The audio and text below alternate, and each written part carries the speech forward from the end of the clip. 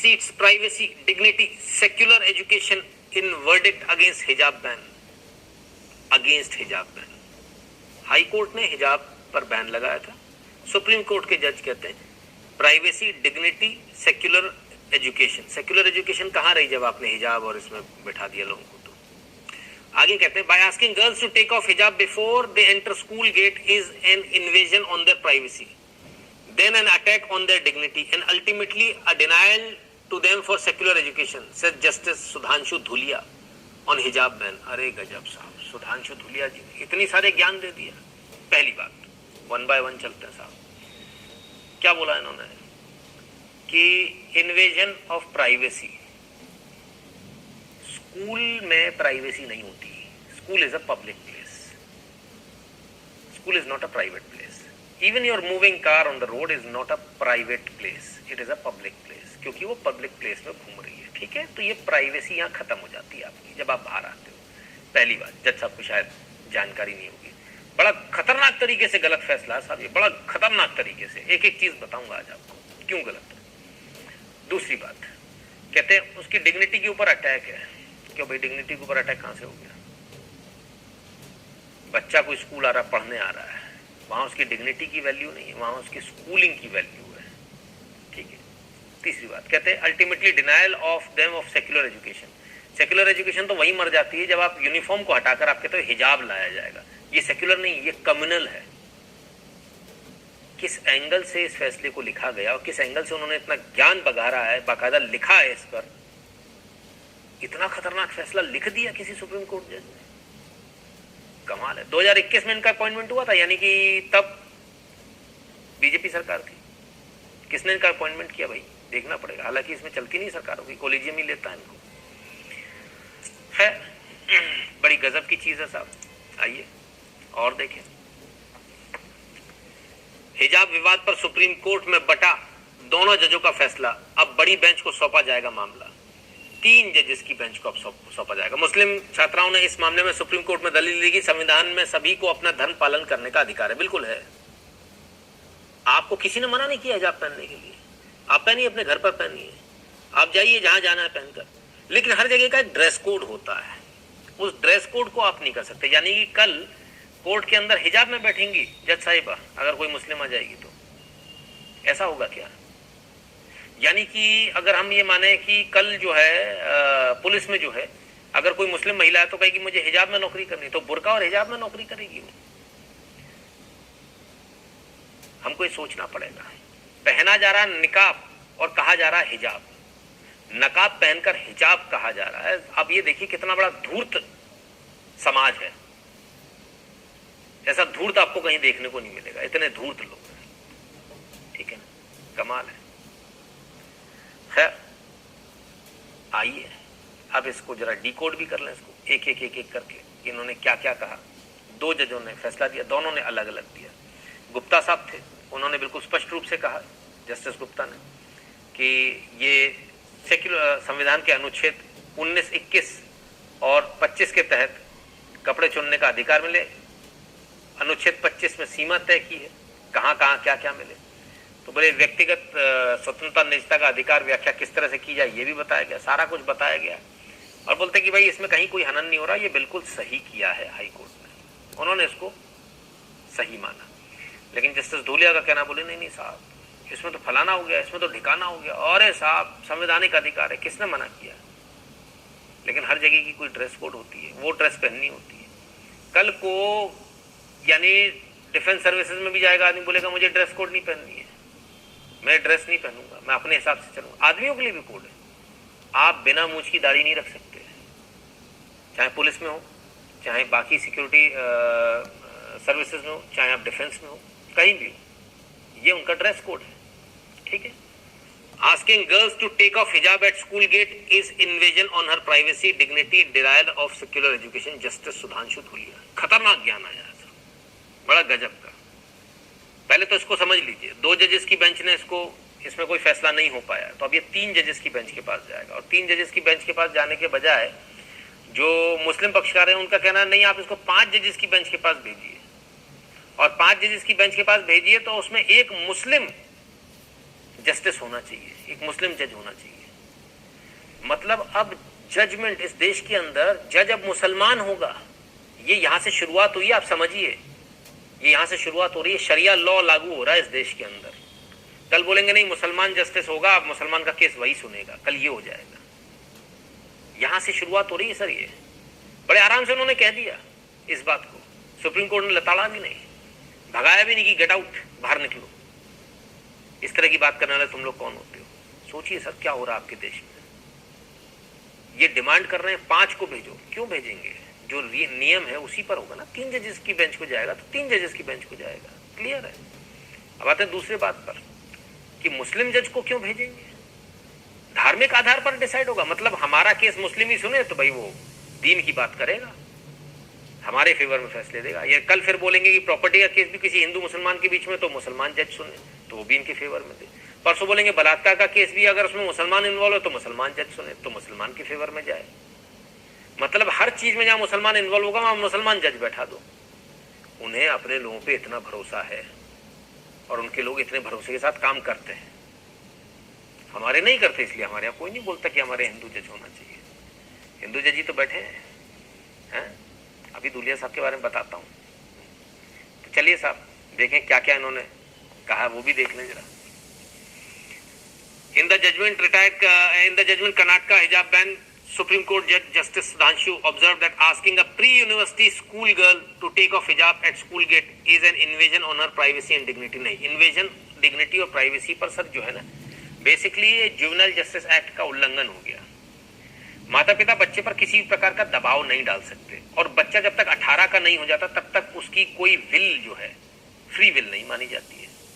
दोनों ही चीजें एकदम क्लियरली डिफाइंड है जेजे एक्ट में, जुवेनाइल जस्टिस एक्ट में, ठीक है। तो ऐसी कंडीशन में बच्चों के प्रति जितने भी जो चाइल्ड राइट्स बने हैं तमाम सारे, है ना, तो ये तो माँ बाप उसके ऊपर प्रेशर डाल रहे हैं। हिजाब पहनना एक प्रेशर डालना हो गया। किसी बच्चे को थोड़ी मालूम है पहनना है, 18 साल के बाद वो डिसाइड करे उसको पहनना है नहीं पहनना, तो समझ में आता है। दूसरी बात, घर में पहनने से कोई रोक नहीं रहा है।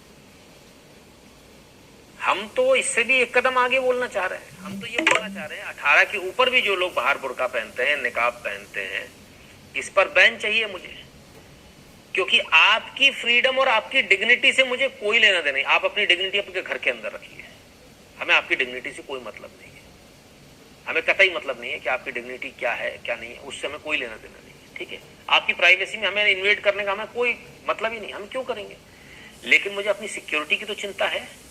मुझे पता तो होना चाहिए इस बुर्के के अंदर, इस काले लिबास के अंदर जिसमें कुछ भी नहीं दिख रहा है, और कितने सारे केसेस हुए जिसमें अंदर आदमी निकले, तो मुझे क्या मालूम उसमें आदमी गन लेकर चल रहा है, चाकू लेकर चल रहा है मुझे मारने के लिए। तो मेरी जान की कीमत ज्यादा है या किसी के चेहरे की कीमत ज्यादा है? मतलब मेरी जान जाती तो चली जाए, चेहरा जो है वो बंद रहना चाहिए, तो मेरी सिक्योरिटी की कोई कीमत नहीं है। पब्लिक प्लेस पे हमको इस प्रकार का कोई भी लिबास नहीं चाहिए जिसमें आदमी या अंदर आदमी या औरत ये दिख नहीं पा रहा हो। मेरी प्लीज सिर्फ इतनी सी है, मुझे मेरी सिक्योरिटी का अधिकार होना चाहिए। मुझे मेरे अधिकारों का हनन नहीं हो, मुझे ये चाहिए। मुझे चाहिए कि मेरे आसपास इस प्रकार के लोग ना फटके। मेरे आसपास एक काले पूरे टेंट में जो लोग हैं जिसकी सिर्फ आंखें दिख रही हैं, ऐसा व्यक्ति मुझे अपने आसपास नहीं चाहिए। मुझे क्या मालूम अंदर उसके क्या चाकू रखे, बंदूक रखे, पिस्तौल रखे, कट्टा रखे, बम रखे, मुझे क्या मालूम। इसलिए मुझे इस पर आपत्ति है। मामला ये स्कूल से मतलब नहीं है, मामला उससे बहुत बड़ा है। मामला सिक्योरिटी से रिलेटेड है सीधे, और इसलिए हिजाब को और नकाब को और ये बुर्के को पूरी तरह से बैन होना चाहिए, और ऐसे किसी भी लिबास को बैन होना चाहिए जिसमें व्यक्ति का चेहरा या व्यक्ति का फिगर ना दिखता हो, जिसमें ये ना पता चल पाता हो कि अंदर कुछ छुपा तो नहीं रखा। अगर ऐसी स्थिति है तो ऐसी स्थिति में उन तमाम सारे ड्रेसेस को बैन किया जाना चाहिए। इसमें कश्मीर का वो लबादा भी आता है जो सर्दियों में वो लोग पहनते हैं। Bhairav Dutt Dhulia was a freedom fighter who was imprisoned for 7 years for his involvement in Quit India movement. He served a jail sentence for about 3 years and was later released. Besides being a freedom fighter, Bhairav was a Sanskrit scholar, an Ayurvedacharya and a politician. He served as an MLA from the Lansdowne constituency of Uttar Pradesh. He was also the editor of well-known Hindi newspaper Karm Bhumi from Kotdwar, Garhwal, Uttarakhand. ठीक है साहब, clear है? तो ये थोड़ी सी history इसलिए कि आपको पता रहना चाहिए कौन कहाँ क्या है, किधर से आया, कहाँ कहाँ एजुकेशन हुई है, सब पता होना चाहिए। जो बार में इनका जो है लीगल काउंसिल इंडियन फर्म्स जैसे कि IIT Roorkee. In the judgement Karnataka हिजाब ban, Supreme Court Judge Justice Sudhanshu observed that asking a pre-university school girl to take off hijab at school gate is an invasion on her privacy and dignity। नहीं, invasion dignity और privacy पर sir जो है ना, basically ये juvenile justice act का उल्लंघन हो गया। माता पिता बच्चे पर किसी, लेकिन मुझे अपनी सिक्योरिटी की तो चिंता है। मुझे पता तो होना चाहिए इस बुरके के अंदर, इस काले लिबास के अंदर जिसमें कुछ भी नहीं दिख रहा है, और कितने सारे केसेस हुए जिसमें अंदर आदमी निकले, तो मुझे क्या मालूम उसमें आदमी गन लेकर चल रहा है, चाकू लेकर चल रहा है मुझे मारने के लिए। तो मेरे जान की कीमत ज्यादा है या किसी के चेहरे की कीमत ज्यादा है? मतलब मेरी जान जाती तो चली जाए, चेहरा जो है वो बंद रहना चाहिए, तो मेरी सिक्योरिटी की कोई कीमत नहीं है। पब्लिक प्लेस पे हमको इस प्रकार का कोई भी लिबास नहीं चाहिए जिसमें आदमी या अंदर आदमी या औरत ये दिख नहीं पा रहा हो। मेरी प्लीज सिर्फ इतनी सी है, मुझे मेरी सिक्योरिटी का अधिकार होना चाहिए, मुझे मेरे अधिकारों का हनन नहीं हो, मुझे ये चाहिए। मुझे चाहिए कि मेरे आसपास इस प्रकार के लोग ना फटके, मेरे आसपास एक काले पूरे टेंट में जो लोग हैं जिसकी सिर्फ आंखें दिख रही हैं, ऐसा व्यक्ति मुझे अपने आसपास नहीं चाहिए।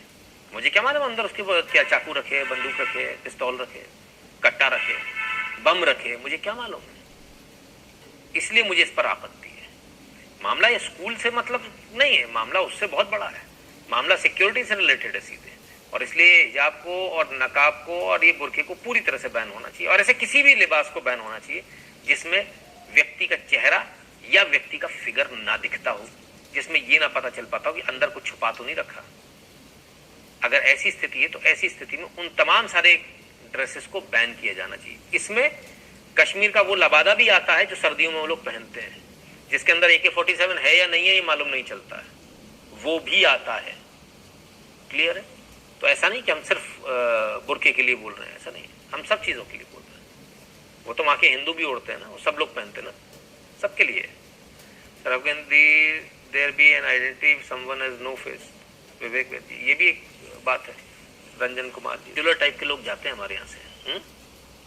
चलिए और आगे देखिए, और आगे कहते हैं clearly violate the fundamental right given to. क्या ये फंडामेंटल राइट दिया हुआ है कि जहां ड्रेस है वहां हम ड्रेस नहीं पहनेंगे? ऐसा कहां लिखा है? हमें भी बताइए, हम पढ़ना चाहते हैं 19(1) और A में, हमें ये दिखा दे कोई कि वहां ये लिखा हुआ नहीं साहब हमारा फंडामेंटल राइट है, हम आपकी ड्रेस नहीं मानेंगे, ना सेना की मानेंगे, ना पुलिस की मानेंगे, ना स्कूल की मानेंगे, किसी की नहीं मानेंगे। आगे कहते हैं कि the right to her dignity and her privacy she carries in her person even inside her school gate और where she is in her classroom, कहीं भी। वेरी गुड, बहुत बढ़िया। तो कहते हैं डेरिवेटिव राइट्स है साहब, बहुत अच्छी बात है। कहते हैं जब उससे कहा जाता है कि आप हिजाब उतारो स्कूल के गेट के अंदर जाने से पहले, तो उसकी प्राइवेसी का इन्वेजन हो गया साहब, फिर उसकी डिग्निटी पे अटैक हो गया।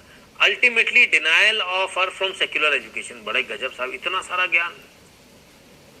किसके बारे में बात हो रही मालूम? बच्चे के बारे में बात हो रही है।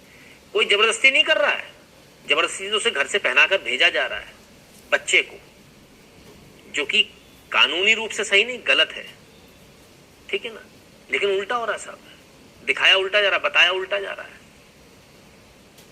ऐसी इससे पहले भी इनके जजमेंट ऐसे ही थे साहब, ऐसा नहीं पहला जजमेंट इनका ऐसा, इससे पहले भी ऐसी था। Observe what value does democratic judiciary hold in Islam? Islam favors rule of power, not rule of law. Amit Yadav ji, विवेक व्यक्ति, ये भी एक बात है। रंजन कुमार जी, धन्यवाद दिया।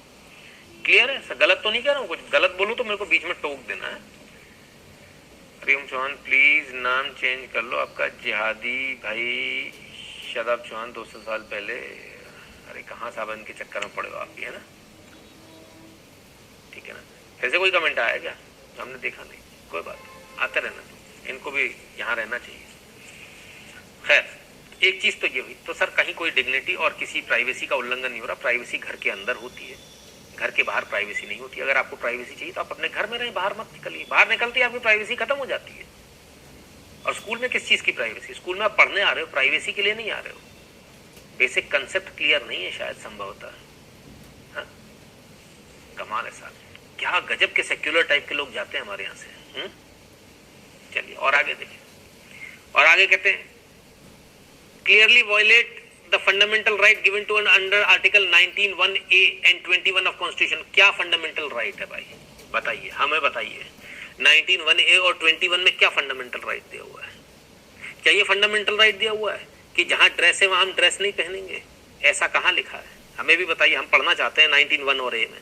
हमें ये दिखा दे कोई कि वहां ये लिखा हुआ नहीं साहब हमारा फंडामेंटल राइट है, हम आपकी ड्रेस नहीं मानेंगे, ना सेना की मानेंगे, ना पुलिस की मानेंगे, ना स्कूल की मानेंगे, किसी की नहीं मानेंगे।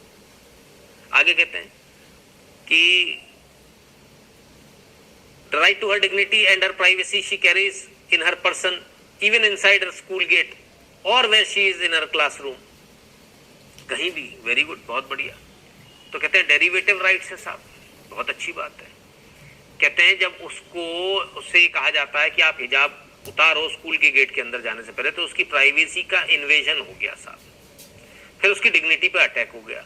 Ultimately denial of her from secular education. बड़ा गजब साहब, इतना सारा ज्ञान।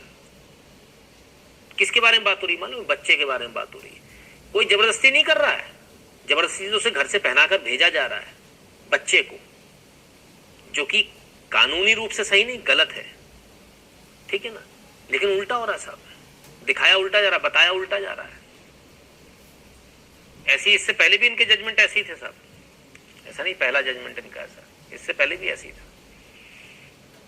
What value does democratic judiciary hold in Islam? Islam favors rule of power, not rule of law.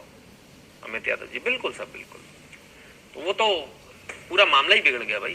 अब तो इस देश में शरिया कानून आ गया, ऐसा लग रहा है, एक तरह से ऐसा लग रहा है शरिया कानून।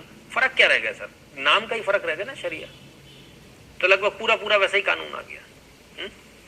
तो भाई कोर्ट में भी हमको अब ये जो कह रहे हैं कि साहब उसकी डिग्निटी वो फलाना हो रहा है, ठिकाना हो रहा है, तो हम भी कहते हैं हमारी भी डिग्निटी जो है आप इन्वेट कर रहे हो, हमारी प्राइवेसी आप इन्वेट कर रहे हो, हमारी डिग्निटी आप ऐसे इन्वेट कर रहे हो कि अब धोती कुर्ता हमारा ड्रेस है। आप हमको ये सुप्रीम कोर्ट में क्यों हमको ये काला लबादा ओढ़ के आने के लिए मजबूर करते हो? काला तो हमारे आप शगुन माना जाता है, हम तो नहीं पहनेंगे। तो क्या सुप्रीम कोर्ट इस बात को मानेगा? क्या सुप्रीम कोर्ट मानेगा इस बात को कि हाँ भैया आपकी भी डिग्निटी के खिलाफ है? मैं तो पंडित आदमी हूँ, ब्राह्मण आदमी हूँ, मैं तो धोती कुर्ता पहनूंगा साहब, टीका लगा कर आऊंगा, चुटिया बनाकर।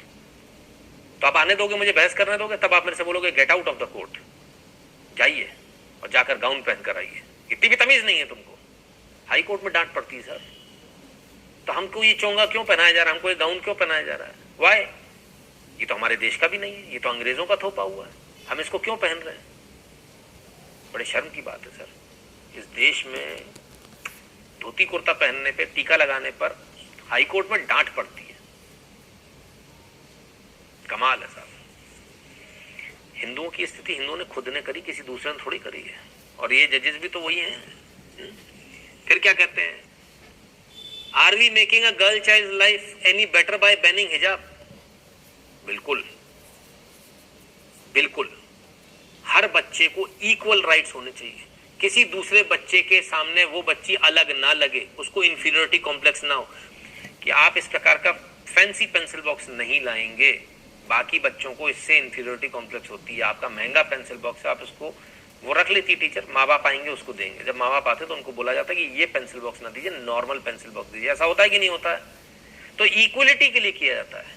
वो प्राइवेसी का आनंद नहीं हो रहा, फिर उसकी भी तो हो रहा है। आपने उसका पेंसिल बॉक्स ले लिया है। कमाल है साहब। आज अगर सुप्रीम मान भी ले तो ये पक्का है कि ये लोग थोड़े दिनों में कुछ ना कुछ मामला लेकर आएंगे जो देश हित में नहीं होगा। बिल्कुल भी। गुरु कश्यप जी, आने वाला समय बहुत खराब आने वाला है, कम से कम जुडिशरी के मामले में बोल रहा हूँ, ठीक है ना। खैर, में जाने में सजा हुई थी मेरे चाचा को, बताओ ये स्थिति सब। तब नहीं किसी ने बोला ये सेक्युलरिज्म का हनन हो रहा है। तो बोले कि गांव में ऐसा होता है, बहुत सारी जगह जो बच्चियां घर के काम कैसी चाहिए साहब मुझे तो। ये किस प्रकार की प्राइवेसी? आप अपनी आंख बंद करो, ये कौन सी बात हुई? ऐसा थोड़ी होता है ना। बड़े हैरानी की बात है साहब, बड़ी हैरानी की बात है। आइए, कहते हैं sign of a mature, reasonable accommodation is a sign of mature society. वाह क्या बात है, इतना ज्ञान दे दिया साहब। मैं तो 10 बजे से पहले नहीं आ